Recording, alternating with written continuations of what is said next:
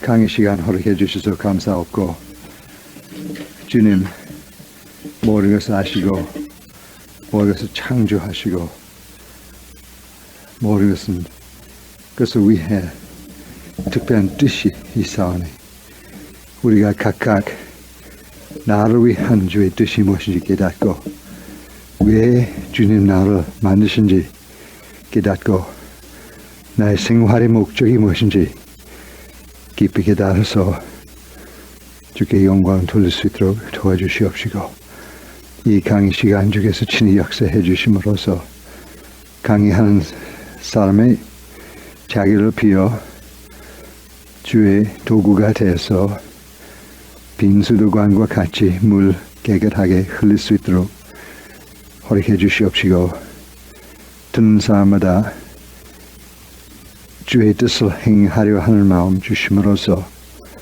깨닫고 판단하고 스스로 결정해서 주의 힘을 받아 앞길로 올바르게 가게 해 주시옵소서. 예수 그리스도 이름으로 구하옵나이다. 이게 빛이 좋지 못해요.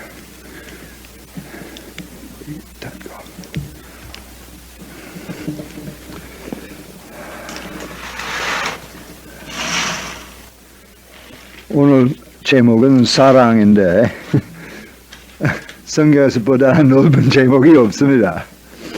창세기부터 계시록까지 포함합니다.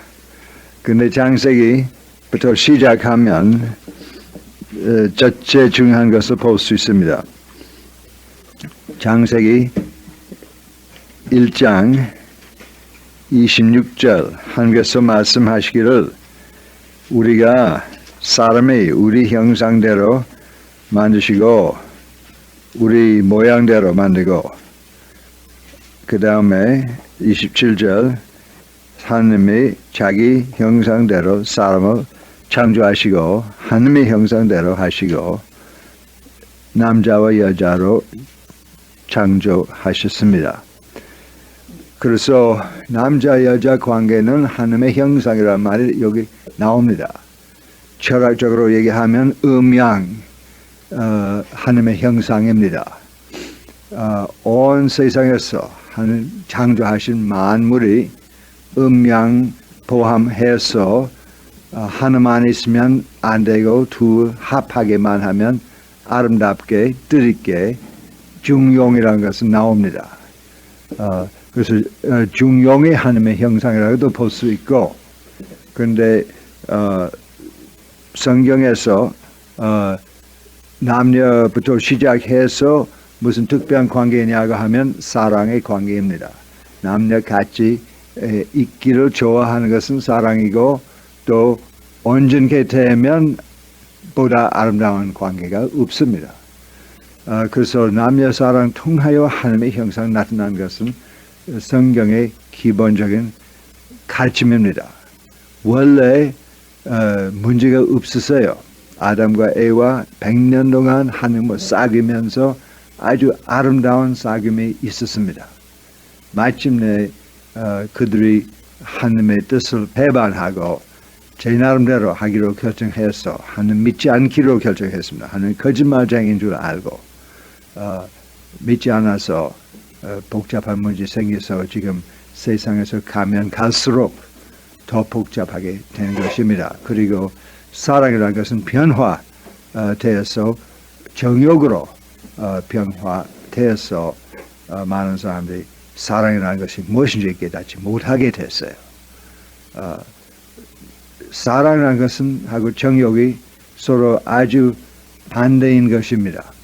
정욕은 저 사람을 원합니다. 내가 뭐 원합니다. 욕심입니다. 그런데 사랑이라고 하는 것은 남을 위해 무엇을 하겠다고, 남을 섬기고 남을 봉사하고 남의 유익을 찾는 것이 사랑이라고 하는 것입니다. 다시 중요한 구절은 먼저 계시록 봅시다. 계시록에서 이것도 간접적으로 나옵니다.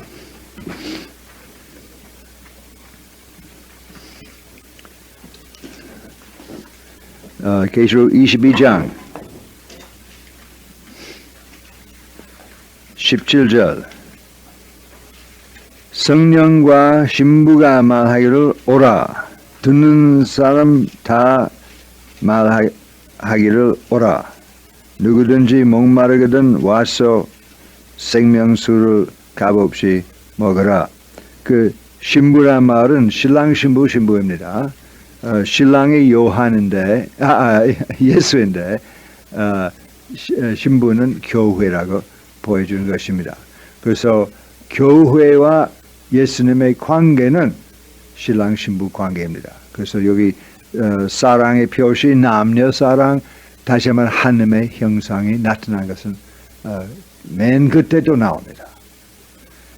근데 왜 하나님께서 자기 형상 그렇게 하는데 우리 형상 무슨 소리입니까? 하나님이라고 할 때 우리 누구입니까? 창조 전에 우리라고 하는 사람 누구 있었습니까? 성부, 성자, 성신. 성부, 성자, 성신 온전한 싹임에 서로와 싹은 것은 그도 사랑이었습니다.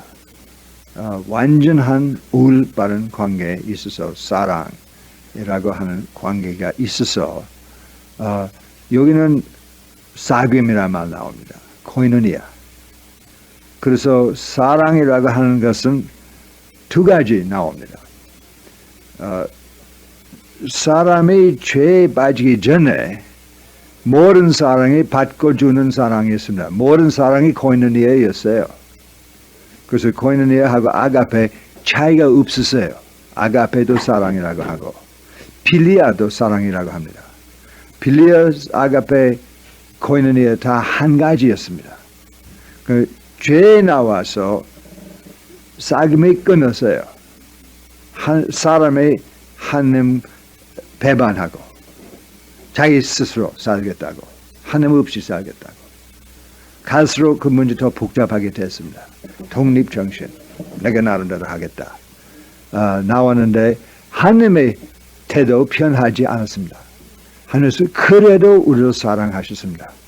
그런데 코이노니아 없었지만 아가페 그대로 있었습니다. 코이노니아 받고 주는 것인데 받고 주는 것이 없어도 그냥 주고 나가는 아가페 있었어요. 그래서 아가페라고 하는 것은 일방통행하는 사랑입니다. 코이노니아 쌍방통행하는 사랑입니다. 받고 또 주고. 그래서 사실 현대 말은 교통이란 말 자동차 얘기만 생각하는데 사실 이유가 있습니다. 교통이 길어서 왔다 갔다 하는 관계가 있으니까 사실 코이노니아 교통이라고 하는 통역이 그다지 들리지 않습니다. 왔다 갔다 하는 사랑에 대한 말입니다. 성령의 교통이라는 말이 물론 현대 무슨 말인지 알기 어렵게 돼서 상통이라는 말도 사용하고 사귐이라는 말도 쓸 수 있습니다. 근데 여기 계시록 끝에 같은 일이 나옵니다. 원래부터 하나님과 아담과 에와 온전한 사귐을 가지면서도 항상 죄에 빠질 가능성이 있었습니다. 근데 하나님의 사랑이 있어서 그 문제 해결하지 않으면 쉬지 못하는 것입니다. 성경의 내용 창세기 2장과 계시록 22장 사이에 21장 사이에 무슨 내용입니까? 어떻게 해서 하나님의 사랑 문제 해결할 수 있나? 어떻게 또 다른 부정적으로 얘기하면 어떻게 죄 문제 해결하냐고. 죄 무엇인지 죄는 사랑 반대는 것입니다. 죄는 내 나름대로 하겠다. 사랑 내가 당신 원하는 대로 하겠다. 그래서 죄 문제 해결하면 사랑 문제 해결합니다. 또 반대로 사랑 문제 해결하기 위해 죄 문제 해결해야 합니다. 그래서 성경의 내용 하나님의 사랑으로 죄 문제 해결하셨다고 하는 것입니다. 물론 하나님 죄인 다 죽이만 하면 끝납니다. 근데 하면 해결되지 않습니다. 왜? 싹음이 없습니다. 하나님께서 사람을 창조하셨을 때 사람과 사귀기를 위하여 창조하셨습니다. 성부, 성자, 성신 아름다운 싹음 가지면서도 만족하지 못해요. 아가페라고 하는 사랑이 어느 정도 보면 만족하지 못합니다. 항상 나가고 원하는 것입니다. 중국 사람들이 음양 그림 그릴 때 대극 나옵니다. 대극, 음양. 뜻이 깊고 상당히 아름다운 아이디어입니다만 한국 사람들이 실제주의자이기 때문에 그 고쳤어요. 대극이 한국에 올 때 물론 지금 우리 국기로 쓰는 것은 한국 것이 아니고 그 중국 것입니다. 한국 것은 이렇게 생깁니다. 세 가지 나와요. 왜? 남자하고 여자 같이 있으면 자식이 나와요.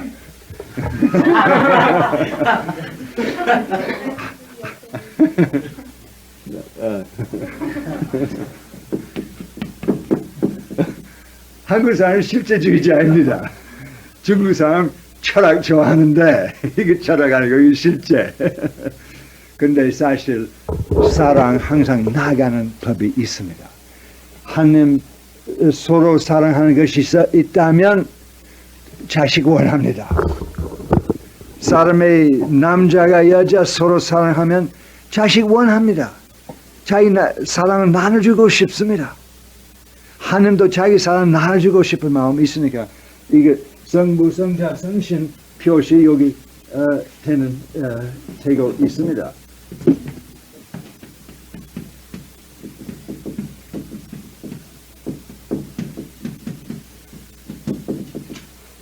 근데 거기가 난 것이 또 아니고 계속해서 사람이 들어오기를 원합니다. 그래서 여기 이렇게 그릴 수 있습니다. 여기 하나님, 여기 인간, 근데 인간 중 신자 나옵니다. 하나님의 뜻대로 살기로 결정한 사람, 인간 한 부분으로 나옵니다. 계속해서 한국에서 이 사람 다 신자 되기를 노력해라고 해서 항상 나가는 뜻이 있습니다. 그래서 아가페라고 하는 이 두 가지가 있습니다.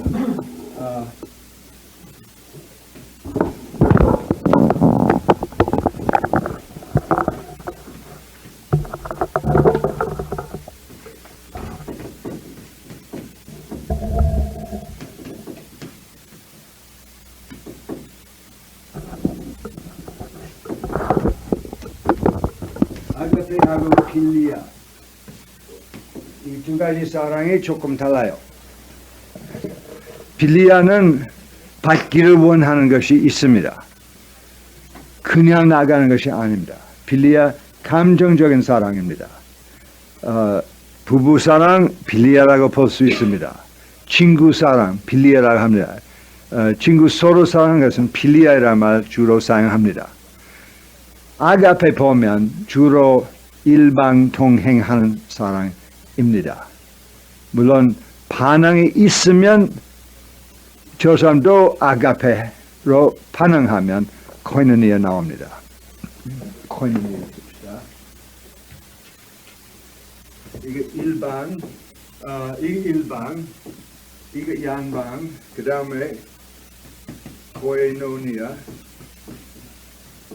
사실 여러 사람들이 하는 것입니다.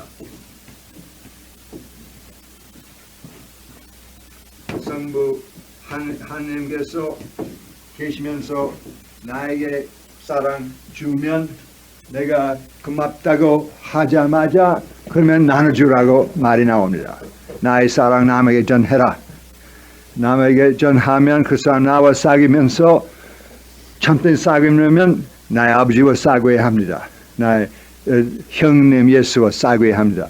그래서 자꾸 서로 싸우는 것이 나옵니다. 그래서 여기 성령과 신부가 오라고 하는 것은 모든 인간에게 계속해서 조대 나옵니다. 하나님에게로 돌아오라. 하나님과 싸우자 하는 그 뜻입니다. 또 이 모든 것을 실행하신 분은 성령입니다. 성령 없으면 실행이 없습니다. 성령님이 우리에게 깨달음을 주시고 성령님이 우리 하나님의 사람 받도록 도와주십니다. 또 받은 다음에 나가게 또 도와주십니다. 그래서 창세기부터 계시록까지 사랑이 중심인 줄 볼 수 있습니다. 또 요한 1서 보면 사랑과 전도 문제도 나오는데 재미있는 것은 사랑이라는 말 자체 안 나오고 대신 코이노니아이라는 말 나옵니다. 요한 1서 1장 보면 처음부터 있고 우리가 듣고 우리가 눈으로 보고 우리 주목하고 손으로 만진 것은 생명의 말씀 관계에 있는 것 말이에요. 그 생명은 나타났습니다. 보니까 성경에서 생명, life이라는 말 많이 나옵니다. 그런데 한국말로 삶하고 사람하고 사랑이란 말 친한 관계가 있습니다. 삶 없는 사람이 아닙니다. 시체입니다. 또 사랑 없는 삶이 맛이 없는 삶입니다. 삶이 아니라고 볼 수 있습니다. 그래서 사랑과 사람과 삶 아주 친한 관계가 있습니다. 그래서 성경에서 생명이라는 말 나오면 삶의 때 말인데 무슨 삶? 사랑 있는 삶. 사람 알만한 삶. 생명의 말씀. 그 생명, 그 삶이 나타났습니다. 우리가 그것을 보고 또 전거하고 또 너에게 전합니다. 영생. 하나님 아버지와 같이 있다가 우리에게 나타난 것입니다. 그 영생의 말도 성경에서 아주 중요한 말입니다. 어떤 때 우리가 영생 생각하면 나중에 나가도록 죽지 않겠다고만 생각하는데 영원부터 있던 것이라고 말입니다. 영원부터 있는 것이 임시한 것이 아니고 나다가 죽는 것이 아닙니다. 죽지 못하는 하나님과 관계 있는 영생. 그런데 히랍 그리시아 옛날 그리시아 철학자들이 모든 인간이 영생이 있다고 그래요. 영혼 불멸설이 있어서 지금도 많은 사람들이 그 미신 믿습니다. 그런데 사실 그렇지 않습니다. 사람이 하나님한테 영생 받기만 하면 그 참여할 수 있게 됩니다. 자동적으로 있는 것이 아닙니다. 왜? 죄 때문에 끊었어요. 또 사실 아담도 영생 받은 것이 아니고 생명 받았을 때 생명나무 밑에 살고 생명나무 먹으면 계속해서 살 수 있는 것이었습니다. 물론 그 비유 말씀이라고 볼 수 있지만 무슨 비유인가? 하나님과 싸워야 합니다. 계속해서 하나님과 올바른 관계만 하면 영생 유지하는 것입니다. 계속해서 그 생명.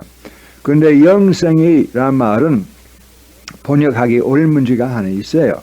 왜 그러냐면 우리 3차원 세계에서 사니까 높이, 넓이, 길이 3차원밖에 몰라요. 그런데 타차원 세계에 있으면 우리 할 말이 없습니다. 때때로 4차원 얘기하고 4차원 얘기할 때 시간이 제4차원이라고 합니다. 근데 우리가 과거와 미래 알기는 알지만 사는 것은 현대 이 순간만 살고 있습니다. 미래로 나갈 수도 없고 과거로 돌아갈 수도 없습니다. 그런데 제가 보기에는 성경에서 나오는 영생의 말은 그냥 제4차원에 속한 미래 얘기하는 것이 아닙니다. 지금 살면서 초자연적인 생명, 다차원 세계와 사귀는 관계, 더 넓고 더 깊은 뜻이 있는 것을 볼 수 있습니다. 그런데 이것은 나타났다고 여기도 사랑이라고 하는 것은 진리와 관계 있어서 진리는 나타나는 것은 취급합니다.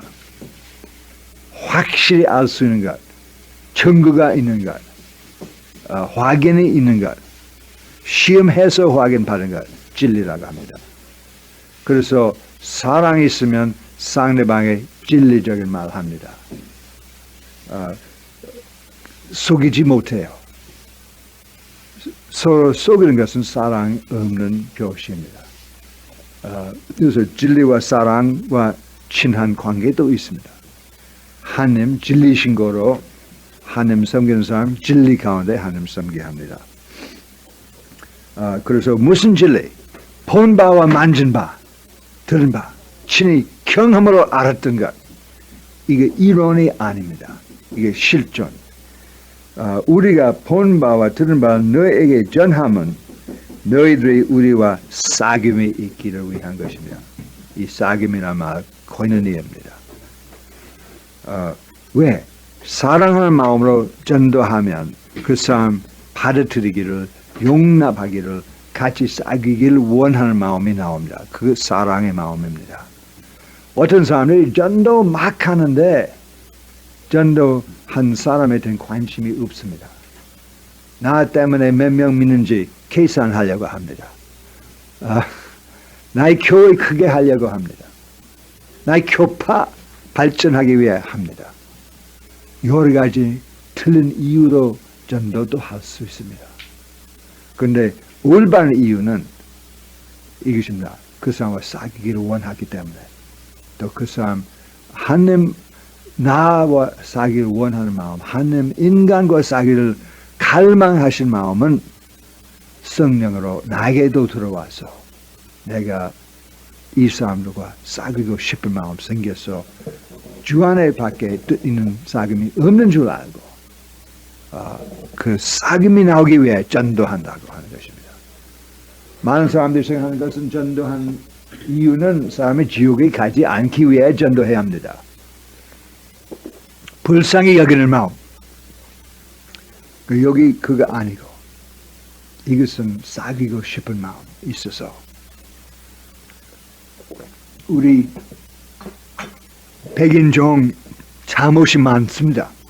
교만하고 체구주의 정신 가지고 모든 다른 민족보다 난다고 생각해서 다른 민족에 가서 전도할 때 불쌍하는 마음으로 해서 이 불쌍한 사람에게 진리를 좀 알려드리면 지 생활 수준 조금 높게 할 수 있다고 하는데 같이 사귈 마음이 없어요. 미국에서 유명한 비유적인 인물이 레이디 바운티풀이라고 합니다. 레이디 바운티풀 긍휼 베푸는 부인. 그 부인 마차 타고 빈민고에 내려가서 조심스럽게 내려가서 진흙이 많은 것은 밟지 못하고 자기 옷을 털지 않기 위해 자꾸 이렇게 해서 그 다음에 빈민에게 돈 좀 주고 차 타고 다시 집으로 가요. 산 위에 꼭대기에서 살고 있는 큰 집. 그 사람을 사귀는 마음은 하나도 없습니다. 미안해서 도와주기만 해요. 사실 우리 백인종 그런 정신 가지고 선교 사업 했습니다. 또 한국에서 50년 있어도 홈이란 말 미국입니다. 언제 집에 가겠냐고 서로 물어봅니다. 예, 은퇴 기간 다 돼서 집에 가겠다. 인도에서 재미있는 미신이 하나 있습니다. 신들이 많다고 봅니다. 신들이 때때로 사람의 생활 구경하러 땅에 내려오고 사람의 몸을 빌려 쓰다가 돌을 다니다가 재미가 없을 때 다시 그 몸 버리고 전당으로 올라간다고. 그렇게 임시로 사람이 되는 것은 아바타이라는 말이 있습니다. 아바타. A-V-A-T-A-R. 아바타. 힌두교에서 신이 임시로 사람이. 우리 그런 정신 가지고 한국이나 중국이나 아프리카나 임시로 갔다가 또 그동안 그 사람의 말을 배워가지고 그 사람의 습관 좀 배우다가 내가 오면 집에 가겠다. 근데 하나님 그렇게 하지 않으셨죠. 하나님 사람을 사귀기를 원하는 마음 강해서 어떻게 했습니까? 자기 영광을 다 버리고 하나님의 형상이 되시고 종의 형상까지 받아들이고 벗어놓지 못하게 하셨습니다. 임시로 사람의 몸 빌려받는 것이 아니었습니다. 사람이 되셨다. 말씀이 육신이 되셨다고 하는 것은 성경의 중심 말씀입니다.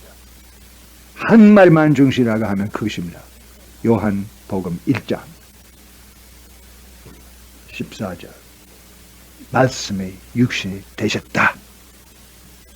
그래서 미사 예식할 때 우리 신앙 고백하면 동정녀 마리아에서 태어나고 사람이 되셨다고 그 말이 나올 때 우리 쓰면서 잠깐만 걸어 앉으면 다시 쓰고 왜 이게 우리 신앙의 중심이다.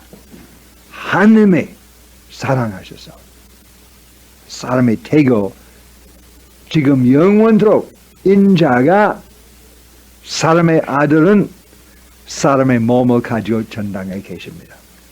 그 몸 벗어놓지 않았습니다. 그렇기 때문에 그 몸으로 죽다가 몸으로 살았다고 하는 말 중요하고 또 동정녀에서 태어난다는 말 중요합니다. 지금 영국에 가면 어떤 신학자들이 그것을 믿을 수 없다. 옛날 얘기라. 동정녀에서 태어난다고 말해도 안 되고 몸으로 부활하는 말 안 된다고 하는 신학자들이 있습니다. 그 무슨 정신에서 나옵니까? 체육주의자 정신에서 나와요. 우리가 가난한 사람과 하나가 되기를 원치 않습니다. 그래서 하나님도 우리와 하나가 되지 않았다. 하나님께서 사랑을 쓰시고 사람을 쓰셨다고 예수라고 한 사람은 여러 사람 중 하나님께서 택하시고 쓰신다고 그 하나님 사람이 되신다는 얘기 못한다. 또 그 사람 죽으면 죽었다. 영이 전당에 갔다. 그 말이 하면 사랑이라는 것이 무엇인지 몰라요. 말씀이 육신 되신다는 성육설 무슨 뜻인지 또 몰라요. 또 요사이 저희가 며칠 전에 미국에서 유명한 대학교 제일 유명한 세 대학교 중 하나 신학교 있습니다. 신학대학원 거기에서 잡지 나왔어요. 내가 거기 공부했기 때문에 잡지 잘 나옵니다. 보니까 여자 신학자가 교수입니다. 교수이기 뿐만 아니라 국제 세계 연합회 교회 중 다 종교 대화 위원장입니다. 그래서 인도교나 불교나 회교, 유교와 대화하는 대표자입니다. 세계 교회 대표자인데 자기가 인카네이션 아마 무슨 뜻인지 인도에 가서 알아봤다고. 그 여자가 교수이라도 성경의 가르침이 무엇인지 깨닫지 못하고 기독교 중심 신학이 무엇인지 몰라요. 몰라서 인도에 가서 이 빌려받은 몸을 빌려받은 것을 듣고 그거 인카네이션이라고 생각합니다. 아바타 인카네이션 아닙니다.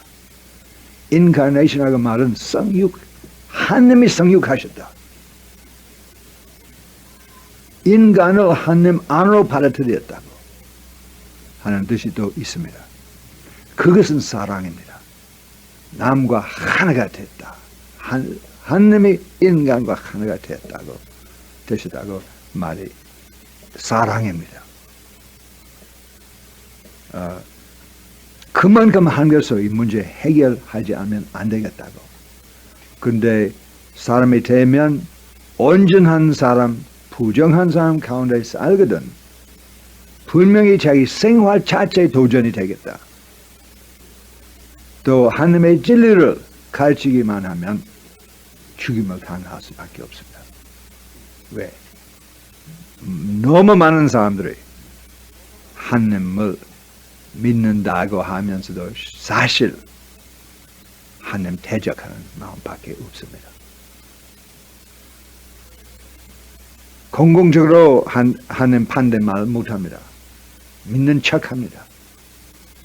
일반 사람 속이기 위해야 믿는다고 자꾸 하는데 사실 믿는 것이 아니고 하는 척뿐인 줄 알고 하면서 그러한 사람 때문에 죽음을 당할 수밖에 없는 줄 알면서 죽기로 결정하고 땅에 내려오셔서 사람이 되시고 또 몸의 죽음뿐만 아니라 죄의 도름을 다 들어가야 한다고 생각하는 것이었습니다.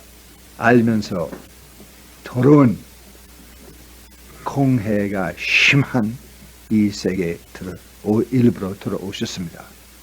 그 일반 동행하는 사람입니다.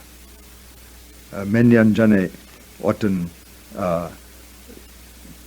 신학대학 아니고 농학대학원 졸업하는 사람이 농민지도 하기 위해 농촌에 갔습니다.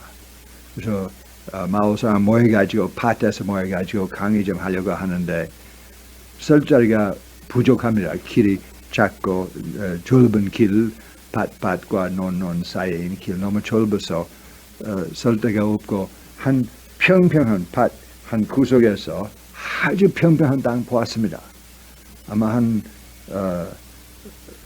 4평이나 6평 정도 넓은 평평한 땅 보고 거기 설 생각하는 것인데 옆에 있는 사람 그 생각 무슨 깨닫고 거기 쓰지 말라고 무슨 미신인 줄 알고 이 사람이 무슨 거룩한 땅인 줄 알고 그래서 미신 아는 줄 알고 그래 들어갔어요.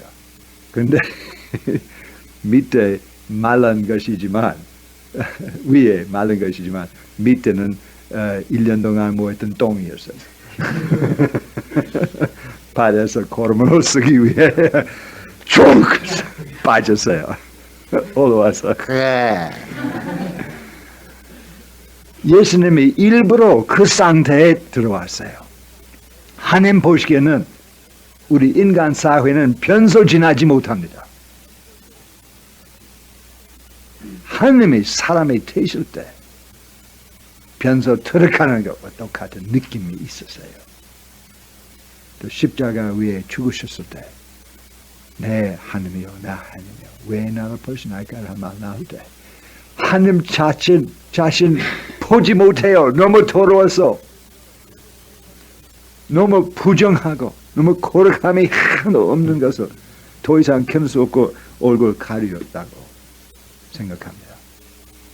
예수님 아주 혼자 삶의 죄를 자기 몸으로 지으셨다고 그것을 사랑이라고 하는 것입니다. 그래서 우리가 그러한 아가페 사랑 마음속에 있다면 남과 사귀고 싶은 마음 나오겠습니다.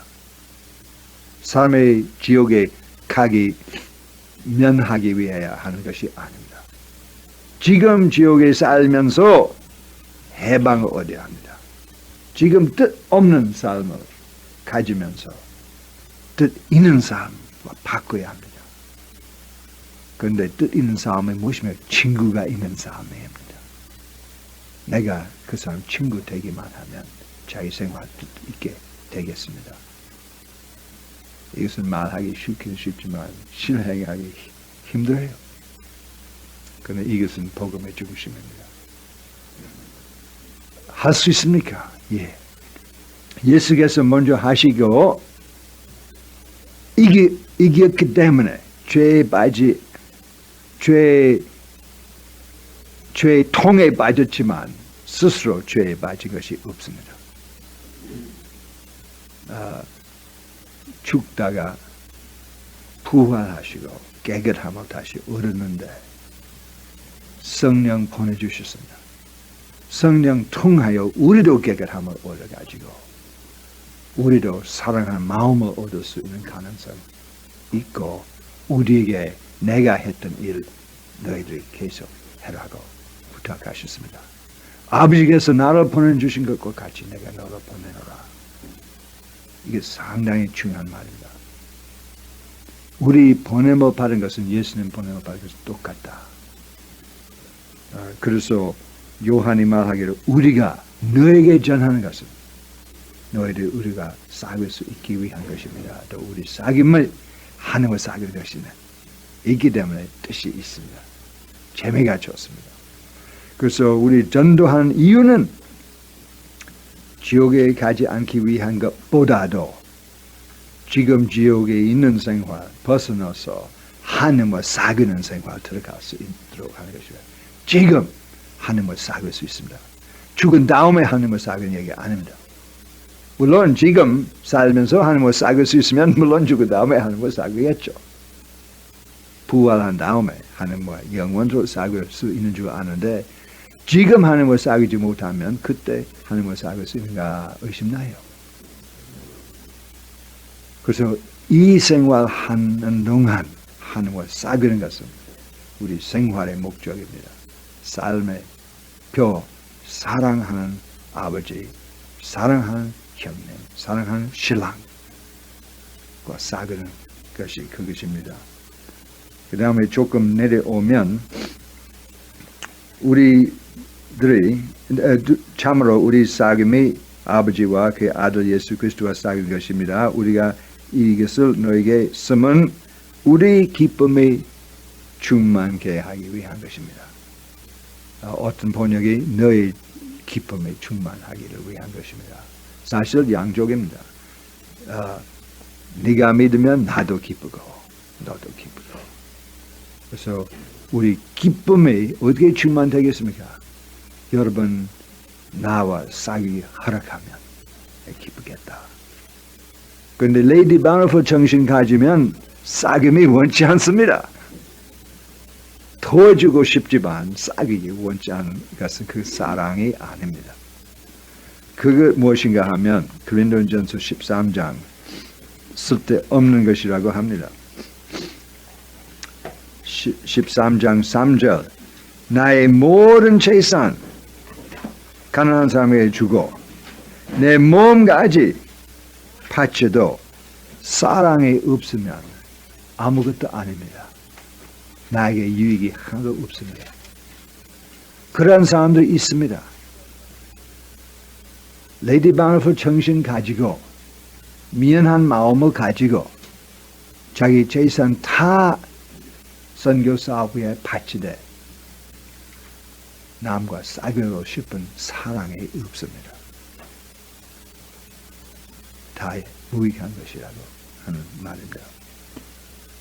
그 다음에 요한 1서 1장 다시 보면 5절 이것은 그한테 들은 말씀 너에게 전하는 것은 하나님의 빛이라 그 안에 어둠이 일절 없습니다. 우리가 사귐이 있다고 그와 사귄다고 하면서 빛 가운데 돌아다니면 우리가 거짓말하고 진리를 행한 사람 아닙니다. 여기 진리와 빛과 사귐 다 같이 나옵니다. 진리가 있는 것에서 빛이 있고 빛이 있는 것에서 사귐이 있습니다. 사귐이 있다고 하면서도 빛이 없으면 진리 없으면 거짓말입니다. 사귐이 아닙니다. 하나님과 사귀는 사람 깨끗한 생활 보일 수 있는 생활 숨은 것이 없이 살고 있습니다.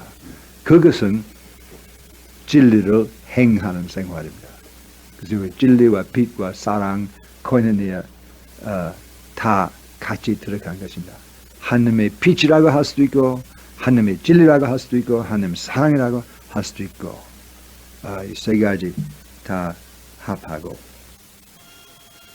7절 보면 우리가 자기 스스로 빛 가운데 계신 것과 같이 우리도 빛 가운데 행하면 돌아다니면 우리가 서로와 사귐이 또 있고 또 그의 예수 그리스도의 피로 모든 죄에서 깨끗함을 계속 얻는 중입니다. 계속해서 깨끗함을 합니다. 우리가 오늘 목욕하면 영원토록 다시 목욕하기 필요 없다는 말이 안 돼요. 또 예수께서 제자에게 목욕하는 사람이 발만 씻으면 된다고 하지 않습니까? 그런데 일주일 가면, 2주일 가면, 한 달 가면 다시 목욕하지 않으면 안 되겠지. 계속해서 우리 깨끗하게 하는 역할이 성령의 역할입니다. 예수의 피의 역할입니다. 여기 순서가 재미있는 순서 있습니다. 우리 신앙 고백 보면 먼저 예수님이 태어나시고 십자가에 죽고 음부에 내려가서 제3일 날 살아나셨다고 성전하시고 거기서부터 다시 오시겠다고 말이 나오죠. 모든 세상 심판하러 오시겠다. 그 다음에 성령을 믿는다. 예수의 피 문제 거기 안 나오고 죄사함 나오지 않습니다. 십자가 얘기하면서도 죄사함 얘기 안 나와요. 내가 성령 믿고 거룩한 공회와 모든 성도의 상통함을 믿고 죄사함을 믿는다. 그 사귐이 나온 다음에 죄사함이라고 문제 나옵니다. 성령 먼저 와서 성령 우리 안에 들어오셔서 우리 교회가 됐어요. 공회 됐습니다. 공회 안에 성도의 상통이 있습니다. 서로와 상통하는 것입니다. 서로와 교제, 서로와 사귀는 것은 있고 그 다음에 죄사함을 나온다. 여기 똑같은 순서. 먼저 사귐 문제 나옵니다. 또 예수 그리스도의 말도 나옵니다. 그 다음에 만약 우리 빛 가운데 행하고 서로와 참된 사귐이 있으면 예수 그리스도의 피가 모든 죄에서 우리를 깨끗하게 하시는 중입니다. 순서가 재미있는 순서입니다. 그런데 일반 교회 그 순서 얘기 안 합니다. 예수 십자가 전도하고 그 다음에 죄사함을 얻는다고 하고 가운데 있는 것은 다 빼놓습니다. 성도의 상통함을 완전히 빼고 또 전통적으로 어떤 교회는 성도의 상통이라는 것이 무슨 뜻인가 물어보면 죽은 다음에 전당에서 서로와 상통하겠다고. 그 해석이 몇백 년 동안 내려왔어요. 거짓말이요. 땅에서 서로 상통하는 것은 제사 나눠준 말이니까 서로의 책임질 수 있는 사랑, 교제, 코이노니아, 부끄러워서 견딜 수 없고 아니요, 그거 아닙니다. 죽은 다음에 서로 어느 정도 거짓말 큰지 모르겠습니다. 그래서 죄 문제 해결은 예수의 죽음인데 우리가 그거 전도하는 이유는 사귐 때문에 사랑을 가질 수 있느냐? 재미있는 문제 아닙니까? 내가 그렇게 사랑할 수 있나? 요한 복음 15장 보면 예수께서 사랑에 대한 말하고 기쁨이란 말도 했죠. 아까 요한 1서에서 우리 너에게 이것은 전함은 우리 기쁨이 충만케 되기를 위한 것이라. 또 11절 보면 요한복음 15장 11절 보면 내가 너에게 이것은 말하는 것은 나의 기쁨이 너 안에 있고 너의 기쁨이 충만하게 되기를 위한 것입니다. 무슨 말입니까? 계명 말입니다. 열매면 말입니다. 열매 무엇입니까?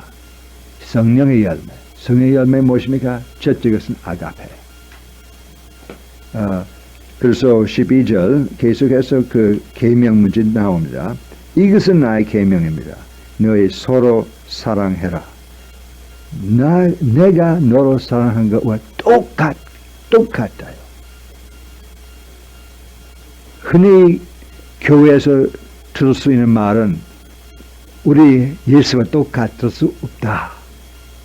예수님 하나님이기 때문에 온전하지만 우리가 온전할 수 없다. 그런데 사실 성경 자세히 보면 예수의 능력이 어디서 나왔습니까? 하나님 아들이기 때문 아니고 인자이라는 말 자꾸 쓰지 않습니까? 사람의 아들로서 다 했습니다. 자기 신성을 내놓으셨습니다. 자기를 피하셨습니다. 땅에 올 때 인간으로 오시고 어떻게 그러한 능력이 나왔습니까? 성령으로 나오셨습니다.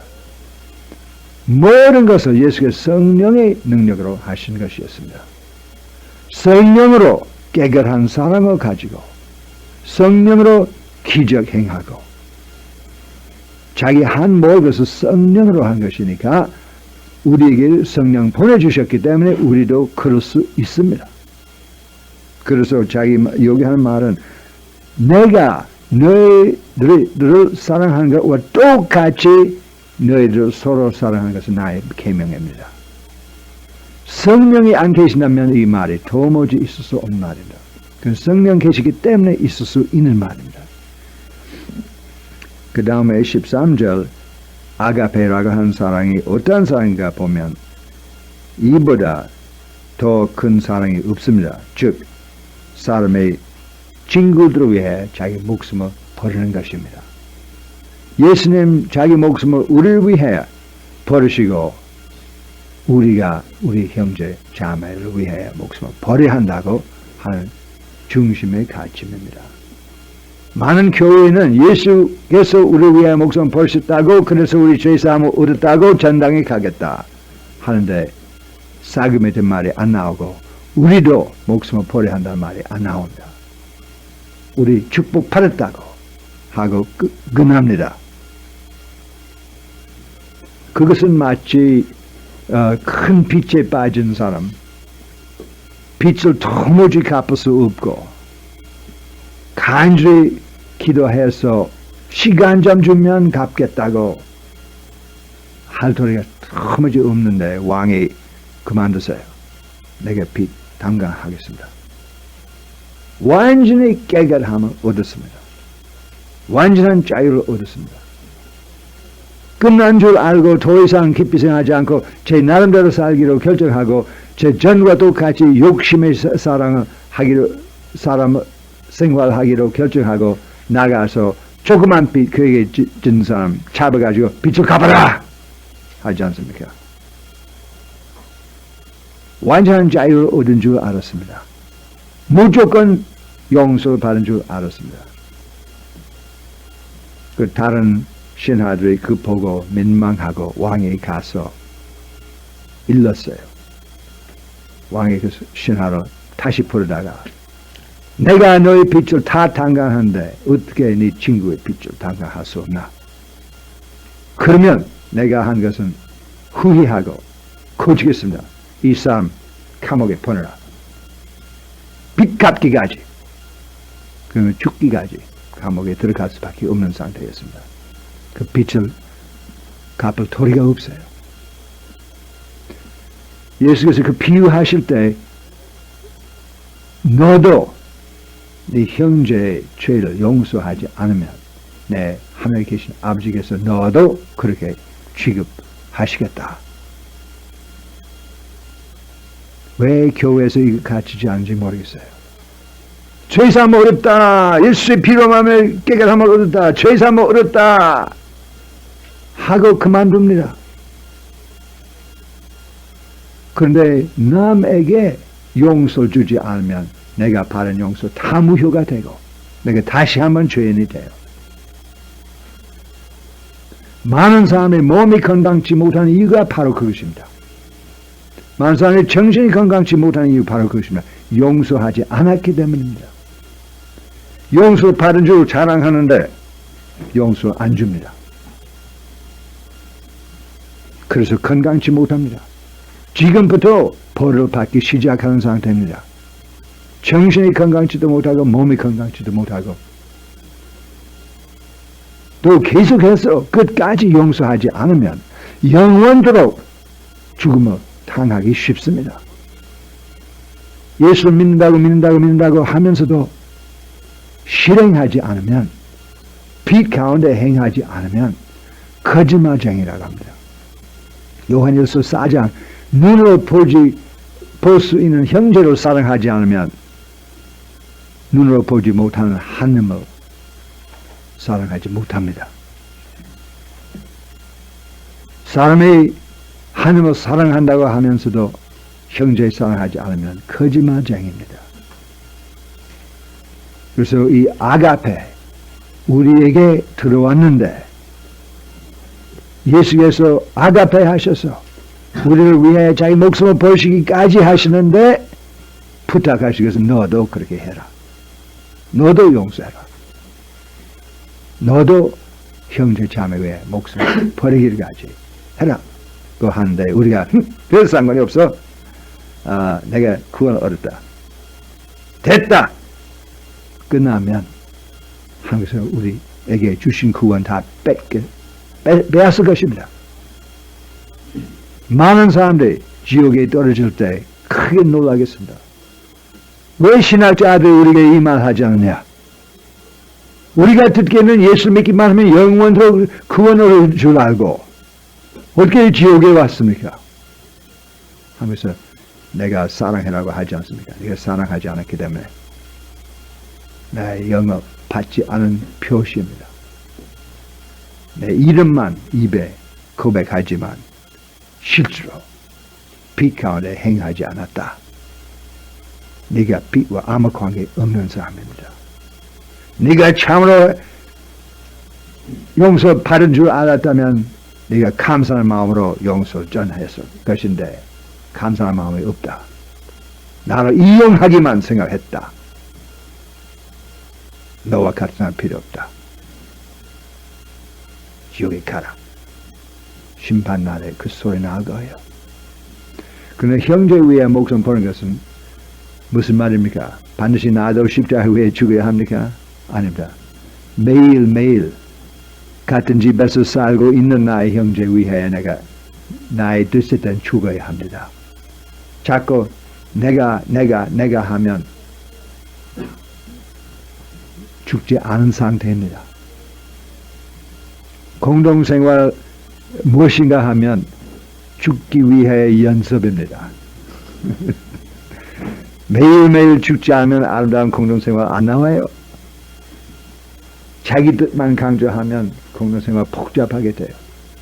그러니 자기 뜻에 죽고 상대방의 입장 이해하도록 노력하고 상대방 위해 자기 희생자가 돼도 된다고 하는 정신 가지면 아름다운 공동생활 할 수 있는 것입니다. 또 공동생활이라 하는 말은 성경에서 코이노니아란 말입니다. 우리 예수원에서 교회의 원칙 보여주기 위해 노력하는 것입니다. 된지 안 된지 남이 판단해야 하는데 우리가 보기에는 아직 갈 길은 먼 길입니다. 우리 조금밖에 몰라요.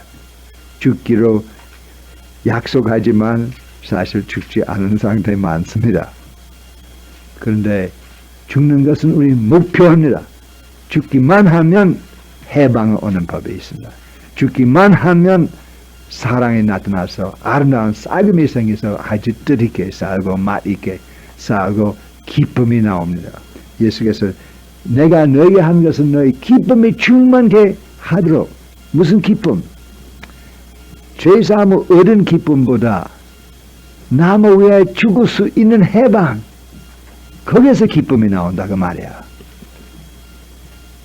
우리 기쁜 분위기 하기 위해 노래 잘하고 손바닥 치고 춤추고 이렇게 저렇게 기쁜 분위기 하려고 하는데 참된 기쁨이 어디서 나온가 하면 내가 나의 뜻을 스스로 죽기로 결정해서 양보하는 생활, 그래서 기쁨이 나옵니다.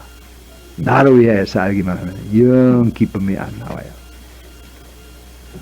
거기까지 강의하고 질문 시간 지금 30분 남아 있습니다. 그래서 질문 받도록 하겠습니다. 몇 가지 질문 저기 올려서 먼저 몇 개 있는지 보고 어느 정도 길게나 간단하게 대답할 수 있는지 알겠습니다. 사랑의 대상 형제라고 하고 이웃이라고 하고 원수라고 하는 것은 차이가 조금 있습니다. 사랑이 똑같은 사랑입니다. 근데 형제는 벌써 하나님을 믿고 나와 함께 살고 있는 사람입니다. 서로 사랑하는 법이 있습니다. 나의 형제 위하여 내 몸을 벌 수 없으면 문제가 복잡합니다. 형제 위하여 내 뜻에는 죽어야 합니다. 아름다운 코인oni아 생기기 위하여 코인oni아 벌써 있긴 있지만 사랑이 충분하지 못하면 코인oni아도 충분하지 못하는 코인oni아 아름다운 교회 생활도 없습니다. 그런데 이웃을 위한 사랑은 하나님께서 우리에게 부탁하셨습니다. 항상 나가서 이웃에게 전파해야 한다고. 아직 믿지 않은 사람 이웃이라고 볼 수 있습니다. 구약 시대에 구별이 별로 없습니다. 이웃은 다른 유태인, 다른 같은 종교 속한 사람 이웃이란 말 많이 나옵니다. 이방인 상대방이었어요. 이웃이 가까운 사람. 근데 그리스도인 입장 보면 이웃이 주로 안 믿는 사람, 내 눈앞에 있는 안 믿는 사람, 그 사람도 사랑해서 근데 그 사랑 나타나기 위해 복음을 전파해야 한다. 조금 이따가 복음이라면 무슨 뜻인지 다음 질문과 관계가 있겠습니다. 그 다음에 셋째 것은 원수 사랑해야 한다고. 나에게 잘못한 사람이라도, 나에게 원수가 된 사람이라도 그 위에 하나님의 객관주의적인 아가페 포야 합니다. 객관주의적으로 그 사람 입장 이해하고 그 사람 입장 들어갈 수 있는 정신 위하여 기도해야 합니다. 상대방의 입장 이해하도록 노력하는 이것은 친구끼리도 해야 합니다. 또 원수 관계에 있어서도 해야 하고, 그래서 예수님이 그를 십자가에 못 박은 사람 위하여 기도하지 않습니까? 또 스테반이 돌로 죽이는 사람 위하여 기도하셨습니다. 원수까지 사랑하신 거로 마침내 사울이 믿게 되고 바울 사도가 되었습니다. 스테반이 원수들을 위해 기도하지 않았다면 사울이 영 믿지 않았을 거예요. 그래서 원수를 사랑하는 것은 얼마나 중요한지 알 수 있습니다. 또 그 셋째 질문, 거기도 관계가 있습니다. 전쟁에서 나온 사람이 나의 원수입니까? 또 내 원수라면 내가 그를 사랑하는 책임이 있느냐? 사랑하는 책임이 있으면 그를 죽일 수 있습니까? 구약 시대는 하나님의 명령대로 전쟁이 나온 데가 있어서 하나님께서 허락하셨습니다. 또 구별 딱하게 했습니다. 전쟁의 피, 평화의 시 흘리면 살인죄입니다. 죽어야 합니다. 요압이 아비샤이를 평화시에 죽였기 때문에 몇 시간 전에 원수였더라도 전쟁이 끝났어요. 평화시 생겨서 평화의 기회를 잡아가지고 그 사람 죽였어요. 그 살인죄일 뿐이라 그 전쟁의 것이 아닙니다. 그래서 전쟁의 피, 평화의 시대 흘리면 살인죄라고 하는 구약 시대의 가르침이 분명했습니다.